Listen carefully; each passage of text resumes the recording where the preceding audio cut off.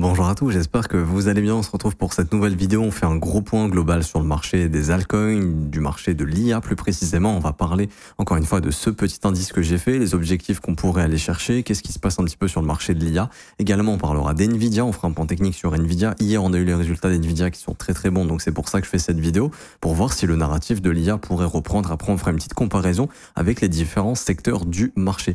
Je vous rappelle également que notre service d'algorithme est toujours disponible, qu'on vous le met à disposition gratuitement. Vous conservez 100% des gains, encore de très bons résultats la semaine passée, plus 3,64 R. Donc par exemple, si 1 R c'est 1% de risque, ça serait à peu près plus 3,6% de gains ici sur ces algorithmes. Encore une fois, ça va dépendre du risque que vous allez allouer. On a également les algorithmes LIM qui ont fait 35 TP la semaine dernière, c'est exceptionnel, encore de très bons TP. Dans les témoignages ici des membres, on a Gustave qui nous dit avoir fait une performance de 30% depuis le mois de septembre, et ça tout de façon totalement automatisée.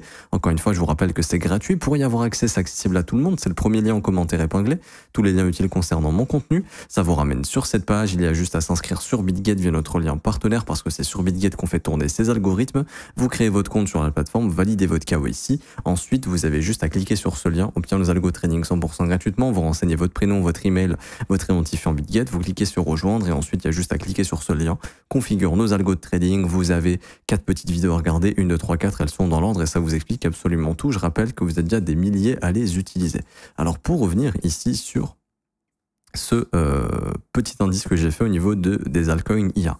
Donc déjà, premièrement, pour ceux qui ne savent pas trop c'est quoi un indice, en gros, c'est j'ai pris un panier de coins, ok, et j'en ai fait un petit calcul pour avoir une moyenne de leur performance. Et en gros, ça me permet d'avoir un peu un graphique qui va représenter la performance du marché de l'IA. Donc par exemple, on voit que le marché de l'IA en crypto a dumpé de décembre 2024 jusqu'à peu près avril 2025 et que on a eu un bottom qui s'est formé le 7 avril 2025, à peu près au même moment que Bitcoin, et depuis, ça remonte. Alors il y a des altcoins IA qui remontent plus, comme Tao, il y a des altcoins IA qui vont avoir un peu plus de mal, comme d'autres, j'ai pas forcément de nom qui me vient en tête, mais voilà, c'est pour faire un peu une moyenne. Donc il y a des actifs des fois qui sortent du lot, d'autres encore une fois, comme d'hab, quand vous avez plein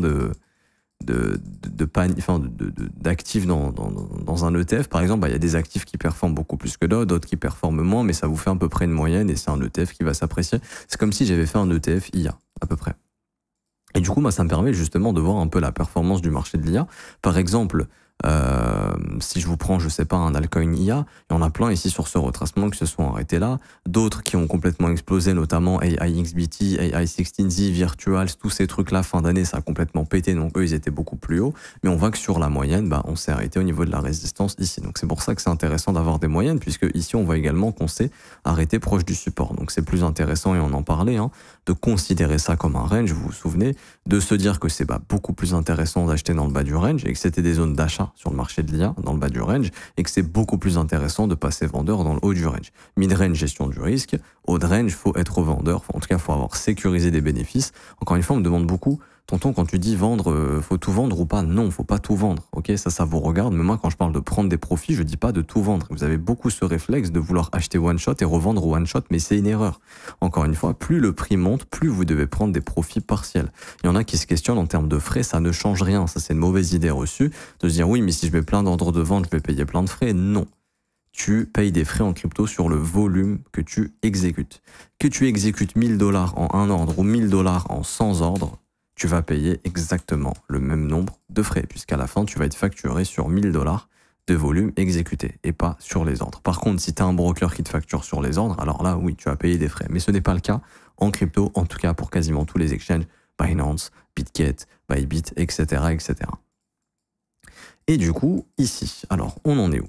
Et aussi, je rappelle que l'objectif, vous vous rappelez, toujours penser à ça, risque, temps. Plus le temps passe, plus votre actif prend de la valeur, plus votre risque doit diminuer. Comment faire ça? En prenant des profits partiels. Même en vendant 1% à chaque fois. 1%, 1%, 1%, 1%, tac, tac, tac, tac, tac, tac, tac. Alors oui, ça va te prendre une heure dans une vie à mettre tes ordres de vente, mais au moins plus ça monte, plus tu sais que tu récupères du cash, parce qu'à chaque fois, tout ce qui monte finit par redescendre. Et si ici tu avais acheté, tu avais programmé plein d'ordres de vente, même si tu n'as pas tout vendu, tu as récupéré énormément de cash que tu peux replacer. Mais quand tu achètes ici et que ton billet est trop bullish et que tu revends rien et que le marché finalement se retourne, ici tu te retrouves à break-even, voire sans rien du tout, voire en perte, et tu te retrouves à paniquer ici alors que tu étais en gain. Alors que si tu prends des profits, tu as plein de cash qui rentre, même si c'est 20% de la position en cash, bah, tu as 20% de cash que tu pourras racheter plus bas. Et ça, c'est intéressant. Et le but, c'est de réduire votre risque le plus possible pour que ce risque tende vers zéro. Parce que si, c'est bien beau, hein, mais c'est du profit latent, ce sont des chiffres. Si tu as acheté ici mais que tu n'as rien vendu, ton risque, en fait, il a fait ça tout le long. Ça sert à rien. Faut que le risque il baisse en fait. Et pour le baisser, il faut prendre des profits. C'est hyper important.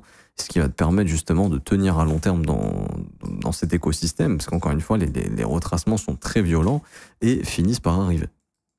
Alors, parenthèse fermée. Donc, pour venir sur un point technique. Ici, on peut voir tout simplement que on avait vu que le marché risquait de retravailler à un moment donné ce fair value gap du 27 janvier 2025. J'en ai parlé plein de fois.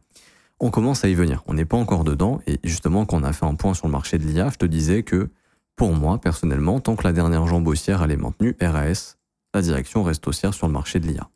Et donc ici, tu peux voir que le marché travaille toujours ce FVG, donc ça n'a pas bougé. Alors depuis, on a fait un petit rebond, mais pour le moment, c'est toujours le cas.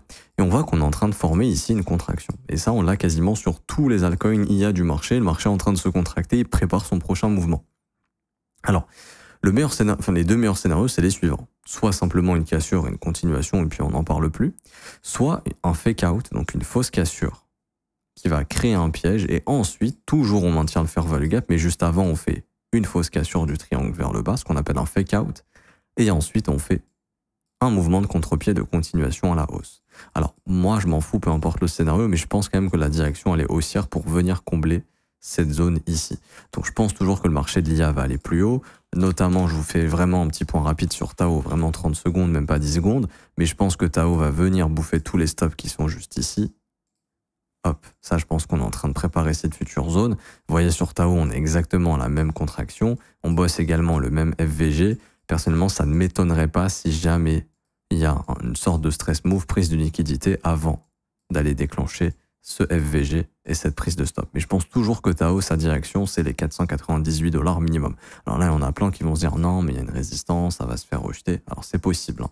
Mais pour moi, ça, c'est du foutage de gueule. Le fait de laisser autant de stops comme ça, justement, on est en train de consolider sous le niveau, parce que tu as probablement des gros poissons qui veulent prendre des profits dans ces niveaux de prix ici.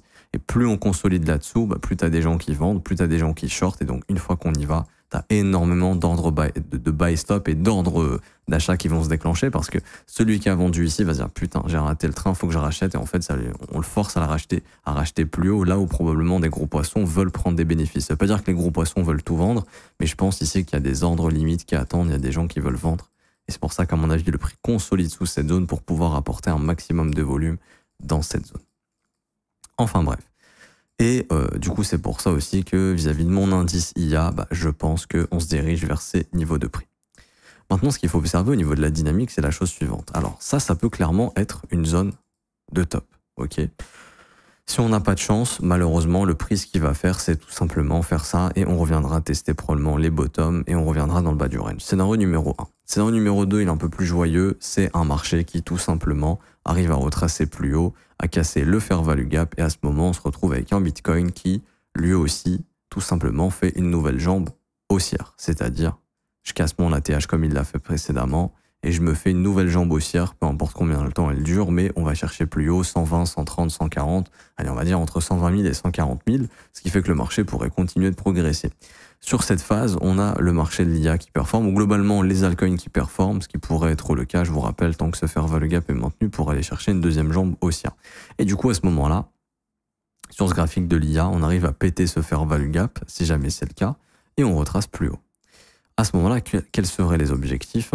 Alors, à mon avis, ce serait, attendez, je vous retire Bitcoin, ce serait de revenir en zone de rechargement de short du dernier mouvement, juste ici. Hop. Et donc là, ça serait sur mon indice entre 22,4 milliards et 26,7 milliards. Cette zone sera une zone de profit obligatoire. Obligatoire. Pourquoi? Parce que un sommet, un creux, un sommet descendant, un creux descendant, on n'est pas à l'abri de se manger un sommet descendant et d'évoluer dans cette dynamique encore quelques temps. On va rester comme ça jusqu'au prochain QE, jusqu'à ce que le prochain QE arrive et qu'on ait un breakout et une grosse accélération. Ce n'est pas impossible. Du coup, ici, vous avez le sommet de 2025.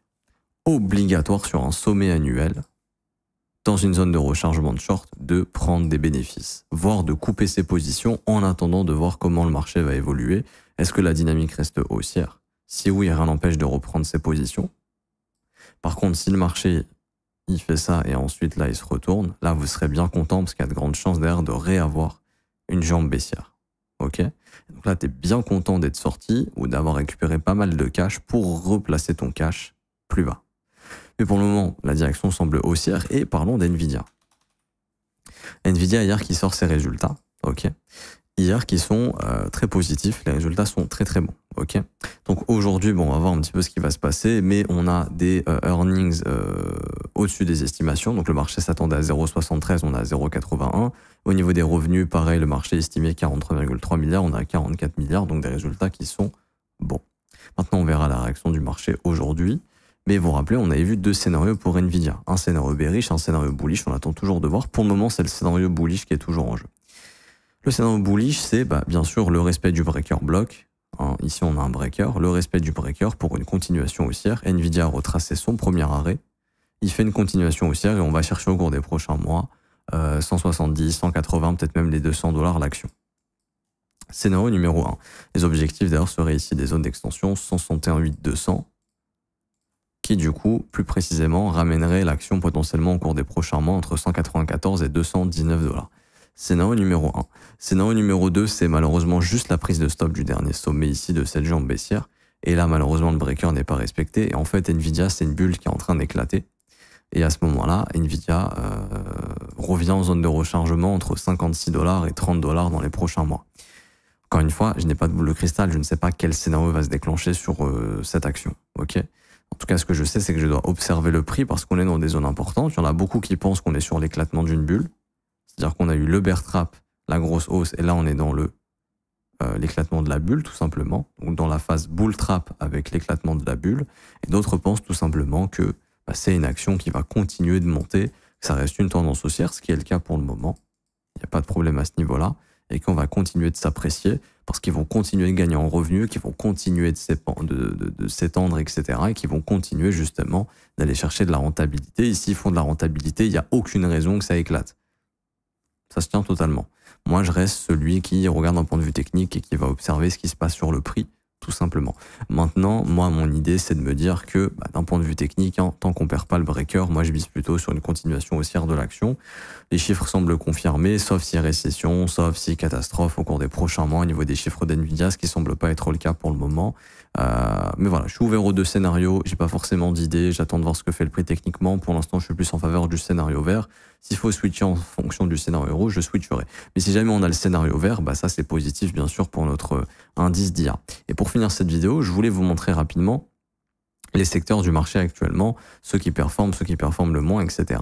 Alors actuellement, il y a des rebonds un petit peu partout, ok, que ce soit sur les mêmes coins, sur l'IA. Alors l'IA n'est pas un secteur qui sort du lot pour le moment. Ok, il y a eu une belle jambe ici qui s'est formée en mai, donc du 22 mai jusqu'au 23 mai, il y a eu un bon push, notamment pas mal boosté par Tao, si je dis pas de bêtises, mais globalement, on est sur des secteurs qui se valent. Pour l'instant, il n'y a pas un secteur qui sort du lot ici, voilà, c'est surtout ça que je voulais dire aujourd'hui, c'est qu'il n'y a pas forcément un secteur qui sort du lot pour le moment. Là, il y a les Layer 1 qui se sont un petit peu décorrélés, j'ai l'impression, et encore, c'est pas non plus extraordinaire, mais pour le moment, voilà, il n'y a pas forcément un secteur qui va choquer tout le monde où on se dit oh ouais c'est vrai que lui vraiment là ça sort du lot, c'est extraordinaire. Non, c'est clairement pas le cas. On est sur des performances similaires un petit peu partout. À voir si par exemple une poursuite haussière de Nvidia pourrait permettre au marché de l'IA vraiment de se réveiller, mais pour l'instant voilà, il n'y a vraiment pas de secteur. Alors il y a juste les oracles ici de ce que je vois qui ont fait une très belle jambe et qui ont gagné pas mal de place. Donc ça serait peut-être à surveiller. Mais sinon, en dehors de ça, ça reste un marché qui performe à peu près de la même manière. Parce que pour le moment, au niveau des altcoins, on est toujours faible. Hein. Il n'y a toujours pas de surperformance face au Bitcoin. Donc il n'y a pas forcément de secteur qui sort du lot. Pour moi, les secteurs vont sortir du lot si on a une deuxième jambe haussière ici sur les altcoins face au Bitcoin. Là, on va avoir des secteurs qui vont sortir du lot. Il faudra voir quel type de secteurs vont sortir du lot pour voir là les actifs sur lesquels on aura du momentum. Je m'arrête ici pour aujourd'hui, j'espère que ça vous aura plu. Si c'est le cas, n'hésitez pas à laisser un pouce bleu, vous abonner, n'hésitez pas à mettre un petit commentaire. Je vous rappelle également que j'ai lancé un nouvel accompagnement totalement gratuitement. Il n'y a absolument rien à payer, valeur estimée 4000 euros. Vous allez avoir accès à mon mentorship complet, l'accompagnement sur le Discord, les analyses de vidéos quotidiennes, les sessions de trading en replay, les concours récurrents. Tout ça, c'est gratuit. Pour nous rejoindre, c'est le premier lien en commentaire épinglé. Comme d'habitude, ça vous ramène sur cette page. Vous avez juste à cliquer sur ce 4e lien, rejoindre mon accompagnement trading forex et indice gratuit. Vous descendez, vous vous inscrivez sur PrimeXBT via notre lien partenaire. Pourquoi PrimeXBT? Parce que PrimeXBT, ça permet de trader forex, indice, commodities, avec du collatéral crypto. Donc je peux trader le Nasdaq, S&P 500, Gold, Euro, USD, tout ce que je veux en collatéral crypto, donc en Bitcoin, en USDT. C'est bien, ça ne fait pas passer par la case impôt, c'est ça qui est intéressant. Tant que vous restez en crypto, ça reste en crypto. Également, vous avez la possibilité de trader avec n'importe quelle crypto, quasiment tout est disponible. Vous voyez ici, il y a plein de crypto-monnaies disponibles pour trader. Vous allez gagner de la crypto-monnaie. Également, pour nous rejoindre, c'est gratuit, je le redis encore une fois. Vous vous inscrivez sur PrimeXBT via notre lien partenaire. Vous faites un dépôt de minimum $200. Il n'y a pas de frais, c'est ton capital de trading, ça t'appartient. Tu vas trader avec. Le minimum pour nous rejoindre, c'est un dépôt de $200. Tu peux déposer 2000, 3000, 10 000, ce que tu veux, c'est ton capital. Tu renseignes ton email, ton identifiant PrimeXBT, il se trouve juste ici en haut à droite.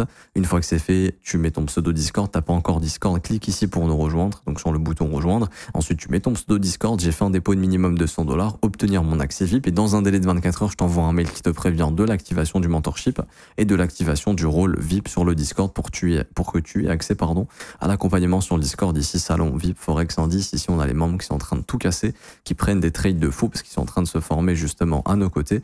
Et nous aussi, justement, on vous fait des reviews de trades et bientôt, il y aura les trades d'exécution vidéo, etc., etc. Je m'arrête ici. Bonne journée à tous. On se retrouve très bientôt. Ciao, ciao.